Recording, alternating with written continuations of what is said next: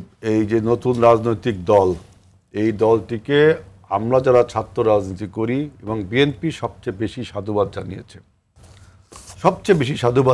আমরা ভেবেছিলাম যে পলিটিক্যাল শূন্যতা বাংলাদেশে ফ্যাসিবাদ এবং মাফিয়া বিদায়ের ফলে হয়েছে, সেই শূন্যতা অন্তত এই নতুন রাজনৈতিক দলটি পূরণ করবে এবং বাংলাদেশের গণতন্ত্র ভাইব্রেন্ট হবে। যেহেতু এটা শক্তিশালী সরকারি দল, বিরোধী দল প্রয়োজন আছে বাংলাদেশে, সেইভাবে ন্যাশনালওয়াইড কোনো সরকারি দল আওয়ামী লীগের বিতাড়নের পরে আর নেই।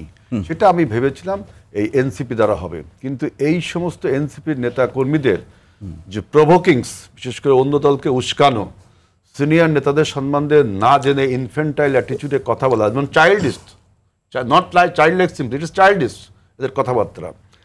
দেখেন, আমাদের আদর্শের জনক তারেক রহমান, মানে শহীদ প্রেসিডেন্ট জিয়াউর রহমানের ছবি নিয়েও তারা উল্টাপাল্টা বলেছে। আমরা কতটা ধৈর্য ধরেছি। তারেক রহমান আমাদের নেতা, তার সম্বন্ধে কথা বলেছে, আমরা কতটা ধৈর্য ধরেছি। আবার দেখবেন কিছুদিন আগে ঢাকা বিশ্ববিদ্যালয়ে ডাকসু নির্বাচনকে কেন্দ্র করে ওরা চবর্গীয় শব্দ দিয়ে, যেটা বাংলাদেশের রাজনীতি নেই, যে 53 বছরের ইতিহাসে ঢাকা বিশ্ববিদ্যালয়ে কোনো ছাত্র সংগঠন চবসা দিয়ে স্লোগান দেয় এই প্রথম আমি দেখলাম গত 3 দিন আগে রাত 3টার সময়। আপনার আমাদের যারা দিল তাদের রাজনৈতিক পরিচয়ের ব্যাপারে সবাই দেখছে তো রে ভাই, ভিডিওগুলো দেখছে না?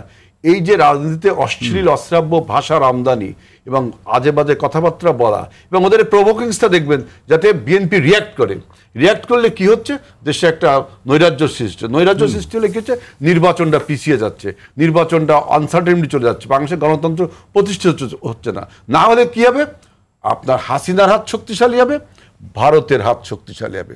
অর্থাৎ তাদের যে এখন যে খেলা, যে রাজনীতি, মানে আপনার নির্বাচনকে পিছিয়ে দেওয়ার জন্য এবং বিএনপিকে প্রভোক করে যে বিএনপিটা রিয়াকশন দেখালে গন্ডগোল। এখন এরা কার এজেন্ডা বহন করে? ওরা কি আসলে বাংলাদেশের এজেন্ডা করে, না বিদেশি কোনো গোয়েন্দা সংস্থার, নাকি ওরা না বুঝেই কথাবার্তা বলে? মানে যেমন একটা বললেন যে ওরা বলে যে মৌলিক সংস্কার, 14টা না 15টা সংস্কার হয়েছে, এগুলো কি মৌলিক সংস্কার না? মৌলিক সংস্কার কি? আমাদের যে 70 আর্টিকেলসের সংস্কার হচ্ছে, আমাদের প্রধানমন্ত্রী প্রেসিডেন্ট না, কিন্তু নির্বাচনটি সুষ্ঠু হবে, লেভেল প্লেইং ফিল্ড থাকবে, এই নিশ্চয়তা তো তারা পাচ্ছে না ভাই।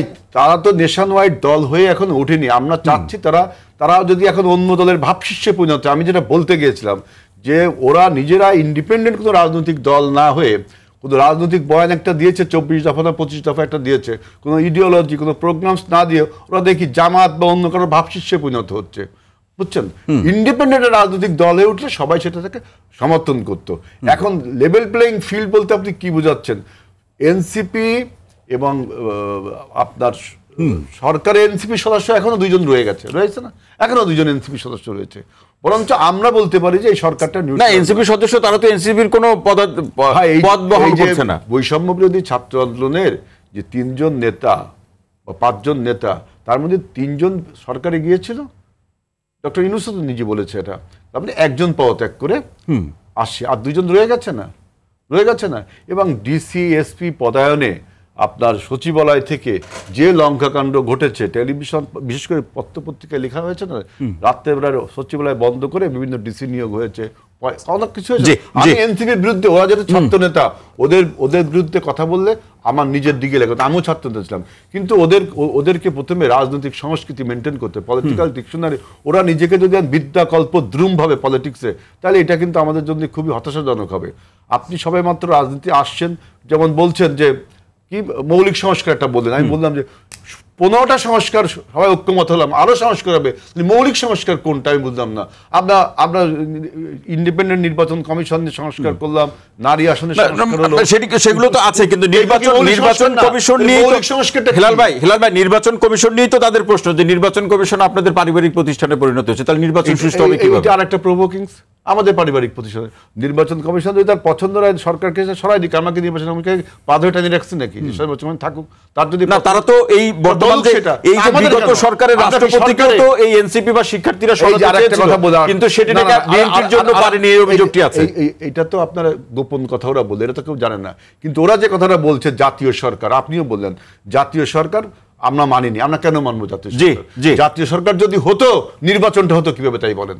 আজকে আমরা সবাই যদি জাতীয় সরকারে অংশগ্রহণ করতাম, সবাই মনে করেন একটা দল, এবার আমি নির্বাচন দেবো, কে নির্বাচন কে কার সাথে করবে, কনফ্লিক্ট অফ ইন্টারেস্ট। জাতীয় সরকারের অসংখ্য ধন্যবাদ। আপনাদের ইলেকশন আমার জাতীয় সরকার করবো, ইলেকশনের আগে জাতীয় সরকার আপনি করেন কিভাবে, তাহলে নির্বাচনটা করবেন কার সাথে আপনি?